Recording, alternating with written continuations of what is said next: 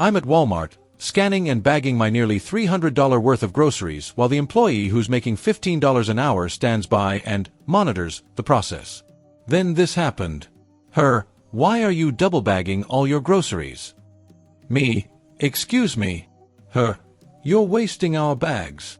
Me, if you don't like the way I'm bagging my groceries, feel free to come over and do it yourself. Her, that's not my job. Me, okay, then I'll bag my groceries however I like if that's all right with you. Her, why are you using 2 bags? Me, because the bags are weak, and I don't want the handles to break or the bottoms to rip out.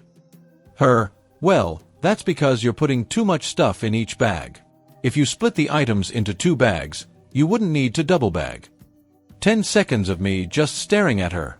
Me, so you want me to split these items in half and put half in a different bag so I don't need to double bag? Her, exactly. Me, so I would be double bagging anyway, just with a different method? The flight wasn't carrying enough meals for all passengers. Airborne less than 30 minutes on an outbound evening flight, the A-Stu lead flight attendant for the cabin crew nervously made the following painful announcement. Ladies and gentlemen, I'm so very sorry, but it appears that there has been a terrible last-minute error by our airport catering service. I don't know how this has happened, but we have 103 passengers on board and, unfortunately, only 40 dinner meals. I truly apologize for this mistake and inconvenience. When the passenger muttering has died down, she continued, anyone who is kind enough to give up their meal so that someone else can eat will receive free, unlimited drinks for the duration of our flight. Her next announcement came 90 minutes later. If anyone would like to change their minds, we still have 40 dinner available. A young couple got married and left for their honeymoon. When they returned, the bride immediately called her mother. How was the honeymoon, sweetheart? Her mother asked. Oh, Mom, it was wonderful. So romantic, the bride gushed. But suddenly, her voice cracked, and she burst into tears.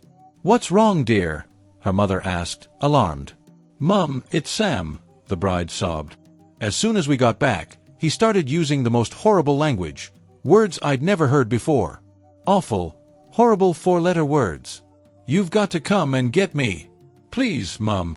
Her mother tried to calm her down. Sarah, take a deep breath. It can't be that bad.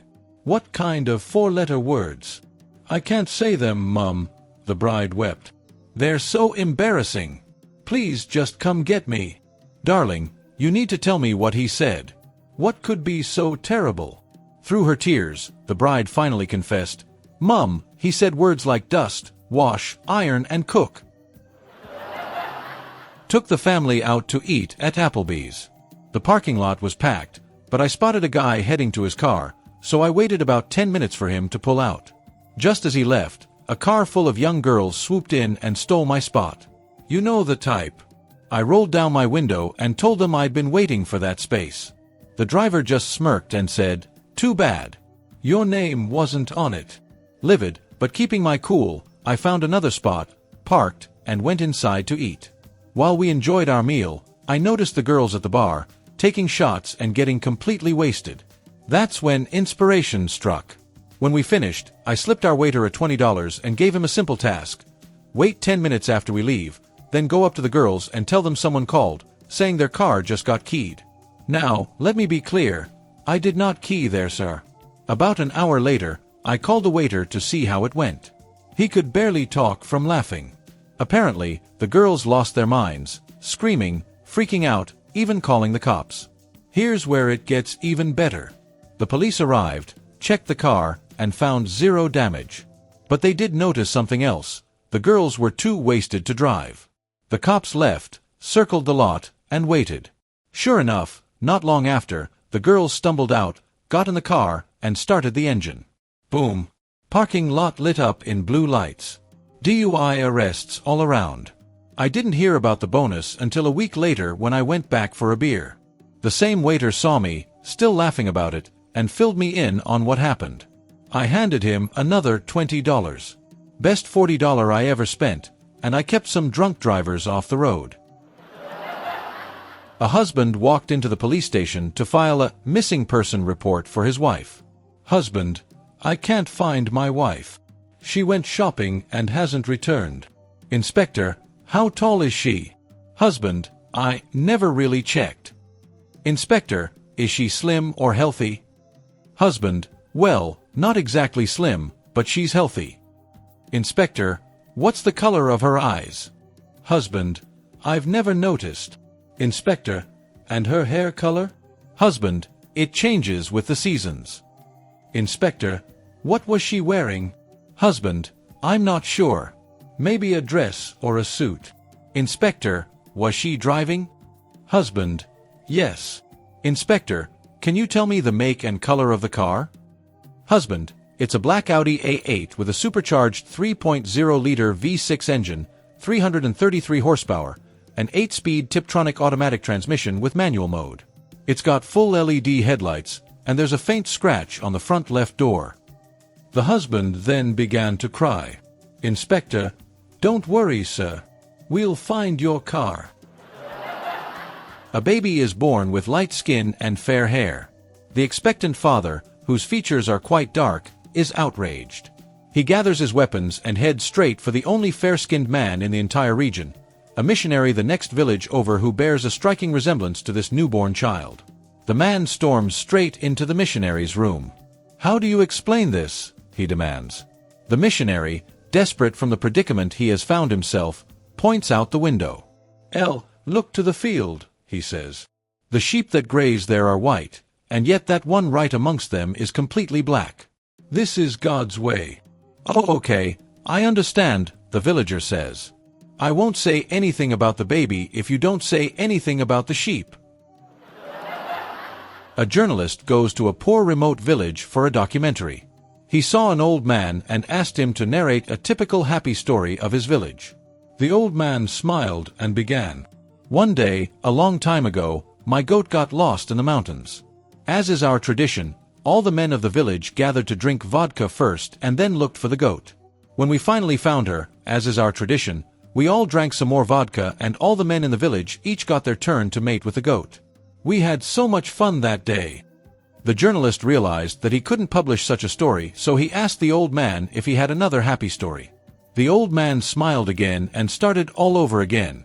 Once, my neighbor's wife got lost in the mountains. As per our tradition, all of the village's men gathered to drink vodka and then went to look for her. As is our tradition, when we finally found her, all the men in the village got their turn to mate with the neighbor's wife. We had great fun that day. The journalist couldn't publish that story either and therefore asked, "Don't you have a story that is less happy, something, sadder?" The old man's smile faded. His eyes welled up. In a sad, soft voice he began. One day I got lost in the mountains. Tim decided to marry his longtime girlfriend. One evening, after their honeymoon, he was organizing his golfing gear while his wife stood nearby, watching him. After a long silence, she finally spoke up. "Tim, I've been thinking. Now that we're married, maybe it's time for you to quit golfing. You spend so much time on the course, and you could probably get a good price for your clubs." Tim's face suddenly went pale. She asked, "Darling, what's wrong?" "For a moment there, you sounded just like my ex-wife," he replied. "Ex-wife?" she exclaimed. "I didn't know you were married before." "I wasn't," he answered. A Swedish farming village in 1265 is facing a crisis. They haven't had any rain in almost 2 months. All of their crops are dead or dying, and many of the citizens are starving. One day, Sven comes bursting into his kitchen, scooping his wife Helga into his arms and dancing with joy. "Sven, what's gotten into you? Why are you so happy?" Helga asks. "My darling, I've just spoken to Rudolph." Sven replies, "You know Rudolph. He's got a great plate of fire-red hair and a big, bushy red beard. He says that we'll get 4 inches of glorious rain by tomorrow." "Oh joy, all our problems are solved." Helga slaps at her husband. "Oh Sven, you've gotten my hopes up. Why are you so confident in this Rudolph fellow?" Sven beams at his wife and says, "Because Rudolph the red-nosed reindeer. Mary, Mary." A Sunday school teacher was discussing the 10 Commandments with her 5- and 6-year-olds. After explaining the commandment to honor thy father and thy mother, she asked, "Is there a commandment that teaches us how to treat our brothers and sisters?" Without missing a beat, one little boy answered, "Thou shalt not kill." A lion is drinking from a puddle and his tail is up. A gorilla walks up behind him, seizes the opportunity and has his way with him. The gorilla takes off and the lion takes off after him. The gorilla runs into a hunter's camp, jumps into a tent, puts on a safari outfit and a pith helmet, grabs a copy of the Johannesburg Times, sits down and pretends to read. The lion runs into the camp, sticks his head into the tent and roars, "Arg! Did a gorilla come through here?" The gorilla says, "You mean the one that nailed you from behind?" The lion says, "You mean it's in the paper already?" An elderly man decided it was time to move on, so he moved into a retirement home. He packed his stuff and moved into a retirement home. On his first day there, as he was unpacking his stuff into his room, he could help but notice that the woman in the room across the hall was staring at him. He thought it was odd but decided not to let it bother him. Later that night, he went to the cafeteria to get dinner. He sat down at his table and, lo and behold, the woman from the hallway was sitting at the table next to him. There was no food on her table. She just sat there staring at him with fixed eyes. The man grew increasingly annoyed but didn't say anything. After a scrumptious meal, he went to the lounge to play nightly bingo. He was enjoying the game until he noticed the woman again, staring at him. He had enough. He went up to her and said, "Ma'am, I couldn't help noticing that you have been staring at me ever since I arrived. Could you please stop? It is a bit bothersome." She replied, "I am sorry, it is just that you look so much like my third husband." The man felt bad. "I'm sorry. If you don't mind me asking, how many husbands have you had?" "2," was the woman's reply. A wealthy old man was lying on his deathbed when it occurred to him that he had never made a will. So, he called his lawyer to help him draft one. The next day, the lawyer arrived, and the old man said, "I want 25% of my money to go to charity.